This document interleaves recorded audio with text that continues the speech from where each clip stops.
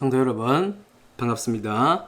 자, 오늘은 로마서 제 5번째 시간이 되겠습니다. 내용상으로는 6장이죠. 로마서 6장의 말씀을 먼저 한번 읽어보시고 또 공부한 후에 다시 한번 더 로마서 6장을 읽어보시면 조금 더 이해하는데 쉽고 더 은혜가 될 줄로 생각을 합니다.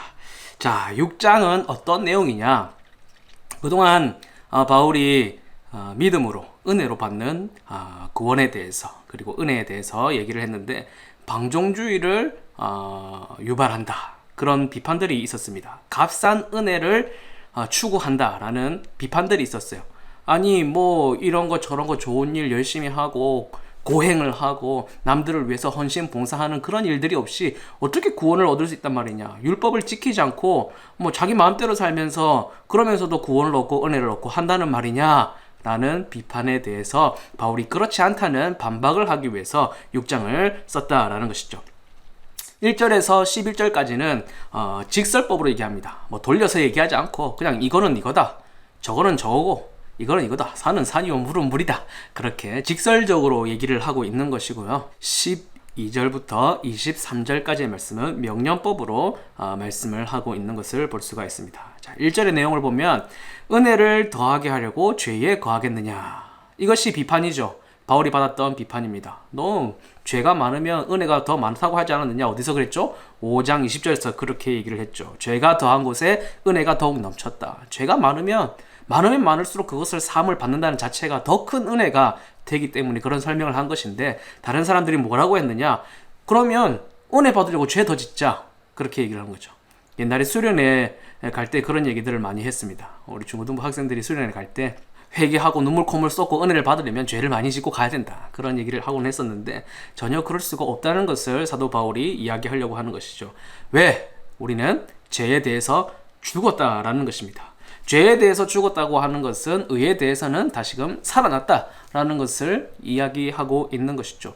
죽은 자가 어떻게 움직일 수 있느냐? 죽은 자가 어떻게 활동을 할 수 있느냐? 죄에 대해서는 우리가 죽었기 때문에 더 이상 죄의 활동, 죄의 생명력을 우리가 발휘하지 않는다. 우리는 의에 대해서 살아났다. 죽고 우리는 다시금 거듭났기 때문에 의의 생명력, 의의 활동을 하는 것이지 죄를 다시금 짓는다는 것은 말이 안 된다. 사도 바울이 그렇게 비판을 하고 있습니다. 3절에서 4절을 보면 나는 죽은 적이 없는데 왜 자꾸 죽었다고 얘기하느냐, 이렇게 잘 살아있는데, 거기에 대한 이야기인데요. 우리는 예수님과 합하여 세례를 받았다, 그렇게 얘기를 합니다. 그의 죽으심과 합하여 세례를 받았다. 이 세례가 무엇이냐? 바로 예수님께서 십자가를 지시고 돌아가셨던 그 희생 제사를 바로 세례다, 그렇게 얘기를 하셨습니다. 예수님께서 자신의 죽음에 대해서 얘기하실 때 쓴 잔이다, 그렇게 하나님 앞에서 표현을 하시기도 하셨고, 또한 내가 받아야 할 세례를 너희도 받을 수 있겠느냐라고 얘기하시면서 그것을 세례라고도 표현을 하셨습니다. 우리는 예수님과 함께 세례를 받음으로써 함께 죽었다. 4절에서 또 반복합니다. 죽으심과 합하여 우리가 세례를 받았다. 굉장히 중요한 얘기죠. 반복한다는 것은 중요하다는 얘기입니다. 그래서 무엇을 했다? 장사되었다. 장사를 치렀다. 무슨 말입니까? 확실히 죽었다는 것입니다. 확실히 죽어서 우리는 장사를 치렀다. 장례를 다 치렀다는 것입니다. 그 정도로 우리는 죄에 대해서 함께 예수님과 십자가에서 죽어버렸다. 그래서 예수님께서 죽으심과 우리가 합하여 죽었기 때문에 예수님께서 부활하신 것에 우리도 합하여져 있는 상태에서 함께 부활을 경험하게 될 것이다. 새 생명 가운데서 행하게 하려 합니다. 예전 것은 죽었고 옛날 생명은 죽었고 새로운 생명 가운데 우리가 살게 된다. 우리가 미래에 몸이 부활하여서 천국에서 영원히 살 것을 믿지만, 그것도 있을 거죠. 미래에 확실히 있을 일이지만 지금도 그 새로운 생명력 안에서 새로운 삶을 살고 그 삶을 영위하고 있다는 것을 사도 바울이 이야기하고 있는 것입니다. 넘어가서 5절 말씀, 종말론적인 결론을 이야기합니다. 죽으심과 같은 모양으로 우리가 연합한 자가 되었다면, 이것을 완료 시절했어요. 우리는 이미 예수님이 십자가에서 돌아가실 때 함께 그곳에서 죽어버렸다. 그러나 부활도 같은 모양으로 연합한 자가 될 것이다. 예수 그리스도와 절대 죽음도 삶도 떨어지지 아니하고 연합하여 있기 때문에 예수님께서 하신 모든 일들, 예수님께서 하신 사역, 보여주신 이적들은 전부 다 우리와 굉장히 연합되어 있는 우리의 일들이다 라고 사도 바울이 이야기하는 것이죠. 6절에서 8절 말씀은 죽음은 모든 부채를 청산한다는 이야기를 하고 있습니다. 죽은 자에게 빚이 있을까요? 아무리 빚이 많은 사람도 죽으면 그냥 끝인 것입니다. 그래서 죄에게 우리가 종노릇을 하고 있고 우리가 거기에 매여 있지만 죽었다면 더 이상 거기에 매이지 않는다. 우리는 거기에 대해서 죽었고 새롭게 다시 태어났는데 다시금 죄에 대해서 태어난 것이 아니라 의롭다 하심을 입은 그 몸 하나님께 대하여 살아났다라고 이야기를 하고 있습니다. 9절에 보면 생명 연장의 꿈 이렇게 해놨는데 생명 연장의 꿈이 아니라는 얘기입니다. 부활하신 주님은 다시 죽지 않습니다. 다시 죽으실 필요가 없어요. 다시 십자가를 지시거나 다시금 대속의 죽음이 필요하지 않습니다. 사망이 다시 예수님을 주장하지 못하고 다시금 어떻게 그 발목을 물지 못한다라는 것이죠. 단순한 예수님의 부활이 생명의 연장이 아니라 최종적인 부활, 단번에 이루신 하나님의 구원 사역이다라는 것을 이야기하고 있는 것이죠. 10절과 11절에 보면 죽는 쪽과 사는 쪽에 대해서 이야기를 하고 있습니다. 죄에 대해서 예수님께서 단번에 한 번에 죽으신 것을 얘기합니다. 영어로 보면 one for all이라고 되어 있는데 반복이 불가능한 일, 반복할 필요가 없는 일, 완전히 이루어진 일에 대해서 예수님의 십자가, 단번에 이루신 구원의 사역이다. 죄가 요구하는 것, 생명이죠. 우리의 생명을 요구합니다. 죽을 것을 요구하죠. 그러나 그 값을 예수님께서 한 번에 다 청산하시고 다 지불하셨기 때문에 우리는 더 이상 죄에 대해서 빚진 것이 없다라는 것이죠. 하나님께 대하여 예수님께서 살아나셨습니다. 그래서 너희 연합되어 있는 너희도 죽었고 다시금 살아있다고 여길지어다 이렇게 되어 있습니다. 여길지어다. 그래도 되고 안 해도 되고 좀 여겨줬으면 좋겠다 그런 의미가 아닙니다. 아까 전에 말씀드렸다시피 굉장히 강한 어조로 직설법으로 얘기하고 있는 거예요. 여겨라. 그렇게 여기지 않으면 안 된다라고 하는 것이죠. 기혼자가 미혼자처럼 행동하고 사는 것은 가능은 합니다. 뭐 밖에 나갈 때 결혼 반지를 뺀다든지 뭐 없는 척을 한다든지 총각인 척 한다든지 처녀인 척 한다든지 할 수는 있어요. 그러나 자신이 결혼하여서 배우자와 하나가 되었다, 연합되었다는 것을 그 마음에 진심으로 인정하고 그것을 굉장히 중요한 것으로 가치로 여기고 있을 때에는 그런 행동을 할 수가 없는 것이죠. 옛날 주인에게 다시 복종하지 않기 위해서 너희가 거기에 대해서는 죽었고 예수님과 함께 다시 살아서 하나님의 종인 것을 늘 생각하고 기억하고 인정하면서 살아라. 그것이 바로 여기서 여길지어다 라고 얘기하는 그 의미가 되겠습니다. 12절과 14절 말씀까지 보면요, 이제부터는 아까 전에 말씀드린 것처럼 명령법으로 쓰기 시작합니다. already, not yet 이렇게 되어 있는데 이미, 그러나 아직 아니, 이미 이루어졌지만 아직 완전하지 않은 그 상태를 얘기하는 것입니다. 우리는 죽을 몸을 가지고 있습니다. 이미 죄에 대해서 죽었다라고 하는 것은 우리 영혼의 영적인 문제에 대해서 얘기하는 것이고 우리의 몸은 결국 죽게 될 것입니다. 그 몸에 살고 있는데 그 지체를 불의의 무기로 죄에게 내어주지 마라. 다시금 거기에다가 내어주지 마라. 그렇게 얘기를 하고 있는 것입니다.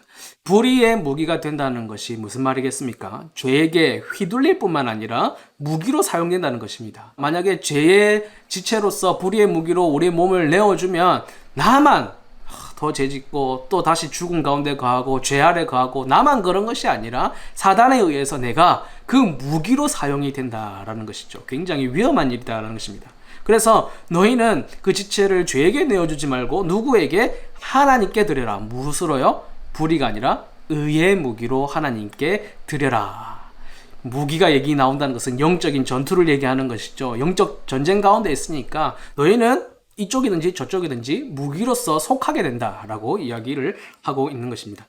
죄가 너희를 주장하지 못한다 그렇게 얘기를 하는데요, 형벌을 면제받을 수 있다라는 그런 얘기가 아닙니다. 너희가 죄 지어도 아무 문제 없고 너희가 뭐 다시금 악한 일을 한다 할지라도 하나님께서 전혀 개의치 않으신다 그런 얘기가 아니죠. 그런 얘기를 하는 것이 바로 구원파 아니겠습니까? 이제는 죄 지어도 우리는 죄가 아니다, 죄를 지을 수가 없다, 무슨 나쁜 짓을 해도 그것은 죄가 아니다 그렇게 얘기하는 구원파의 얘기가 아니라 우리가 은혜 안에 있다. 무슨 말이냐? 죄로부터 보호받고 유지된다라는 것을 이야기하는 것이죠. 죄가 너희를 다시금 잡아서 막 이렇게 흔들지 못하고 좌지우지하지 못하고 주장하지 못한다. 그렇게 말씀을 합니다. 자, 12절 14절 다시금 내용을 정리를 해보도록 하겠습니다.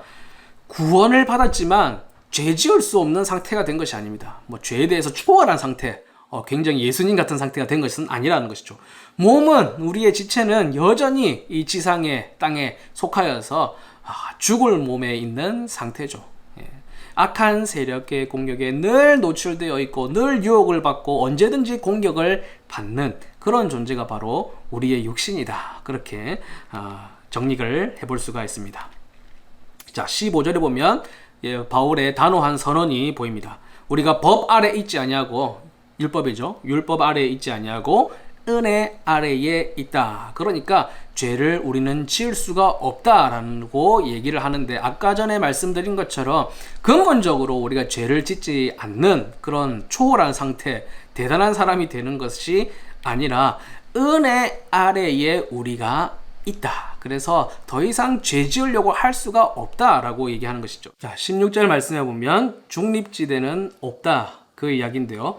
인간은 자주자가 될 수 없고 두 세력 중 하나에 종속된다라는 이야기를 하는 것입니다. 인간은 결코 혼자 천상천하 유아 독존으로 존재할 수 없고, 자기 자신만 유일하게 세상에 존재하는 것처럼 자기 중심으로 살 수도 없고, 온전히 어디에 속하지 않고 나는 자유인이다, 자주자다, 이렇게 할 수가 없다.